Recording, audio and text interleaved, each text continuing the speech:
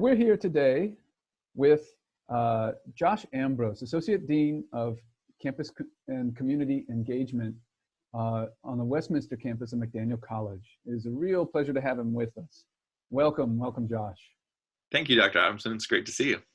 For those of you who don't know, not only was Dean Ambrose with us for an entire semester as a guest professor, he has also served as the head of the Writing Center on the Westminster campus and as the head of the Center for Experience and Opportunity. And that's really why we're speaking with him today, because Dean Ambrose is closer to the thoughts of graduating students thinking about the job market and the kinds of resources that McDaniel offers those students than anybody else. And with that in mind, Josh, if I may, I would like to first begin with a question that is especially relevant to graduating students. I mean, here we are in this incredible, unique situation involving the outbreak of COVID-19 and a virtual shutdown of certain parts of the economy. How do you think at this moment graduating students should approach the job market? Well, that's a great question. In many ways, it's the same advice that I always give, which is just like when you are tasked with writing a paper, you want to do your research and you want to look into what the facts of the matter are. And so one of the first things I always do with seniors is say, don't wait to start your job search until your last month, your last week after graduation. No, now is the time. And so if you spend just a little bit of time each week on a regular basis, you know, every Friday at 11 a.m., I'm going to get online and I'm going to start looking at job opportunities. I'm going to use job search tools. I'm going to search the internet and see what's out there. Even if you're not planning to apply for them yet, that time is just incredibly valuable because you're going to start seeing what kind of qualifications they're looking for, what descriptions there are for jobs, how much they pay, what the timelines look like. And so all of those kind of things help really prepare you. And that's the same whether people are hiring now or whether they're hiring in August, September, October, whenever COVID finally wraps up. So that's the first piece of advice. The second piece of advice is just, you know, fully acknowledging the elephant in the room. There are going to, you know, the job market is going to slow down. It already is slowing down here. Not as many people are hiring. A whole bunch of people are temporarily laid off. The government is talking about what kinds of assistance they're going to give folks.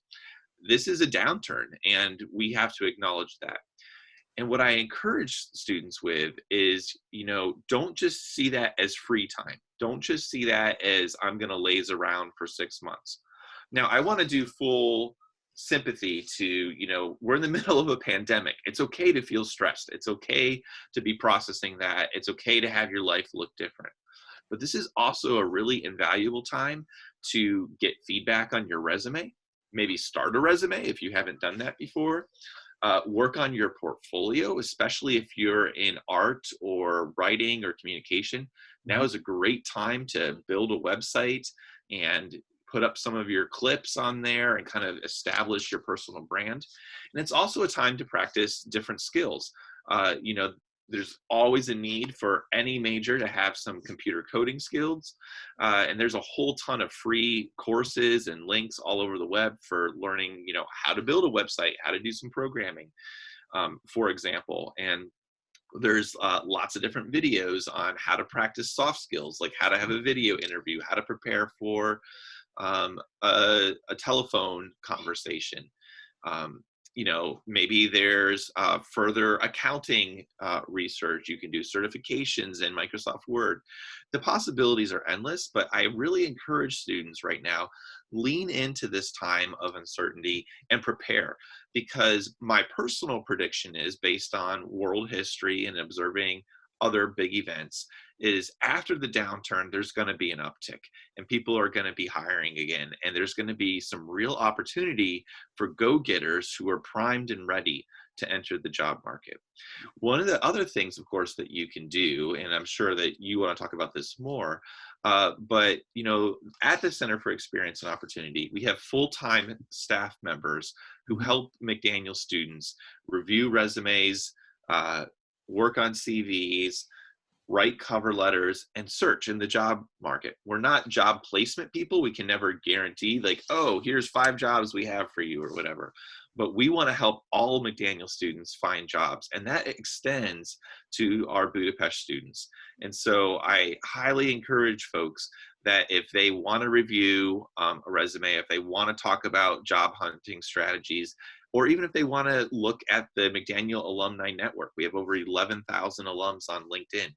Reach out to the CEO staff and we can help you. And you can find us at ceo.mcdaniel.edu. Again, that's ceo.mcdaniel.edu. Let me add that this interview will go out to students with that link available, as well as some other links. I'd like to return to some of what you're saying in a moment, but first, speaking of those links, I would like to ask you about one in particular. There's a wonderful app you have called Handshake, right? The link is visible. Tell us a little bit about what Handshake is. Yeah. So Handshake is our own job platform. You've probably heard of LinkedIn or Indeed, Monster. Handshake is like that, only it's for McDaniel students. It's expressly tailored for McDaniel students. So it has internships in there. It sometimes has volunteer opportunities, but it has a lot of jobs as well. And these are employers, unlike one of those other search platforms, who have expressly said, we want to hire McDaniel students. It's not exclusively McDaniel students. They may be listing that job at different college campuses, but they have made a conscious decision to say, your students fit our profile of who we'd like to have work for us. Can we advertise with you? And then we vet each and every opportunity and put it up there. And so currently we're at, I think, 5,000 or 6,000 different partners in there with many thousands of job opportunities currently listed. Now, the caveat to that, of course, is that the bulk of those opportunities are in the United States right now. Not exclusively, we do have a few international opportunities, but they are predominantly in the United States. So that is a caveat. But I want to give a word of encouragement for your students right now. And that is, as a result of COVID-19, there are a huge number of companies in the US right now that are pivoting to online and remote internship opportunities. And so, for example, Google may have formerly required you to be in California to intern with Google. They have now changed and said, you could be anywhere in the US and you're going to teleconference with us. You're going to do this. And I think that's, that could be true. That could be an opportunity available for our Budapest students as well. That you have an unprecedented opportunity this summer to intern with a company in the US remotely. And so I really encourage you, now's a perfect time to sign up for that platform.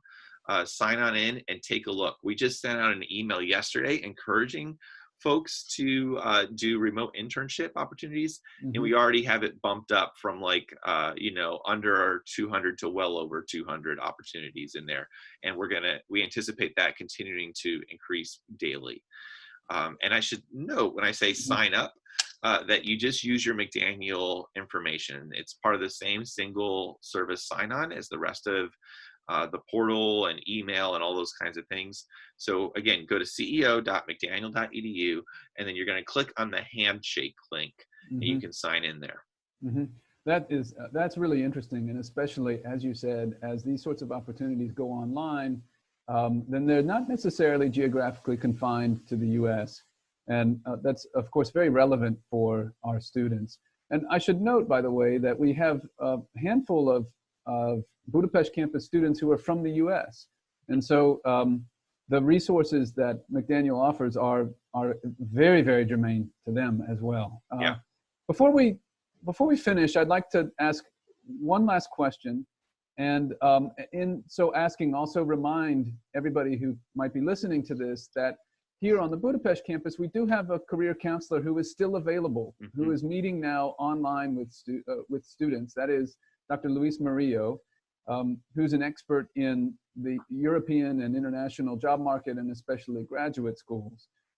But I thought I would ask you as well, what kind of resources or what kinds of advice might you provide to non-US students right now who either are graduating or even if they're not graduating, like you said, they already ought to be thinking about what the next step will be in their life?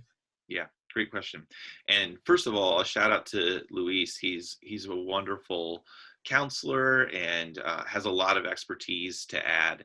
And so we already share resources with him and continue to do so, and highly recommend for all of our Budapest students to meet with him, no matter what year you are.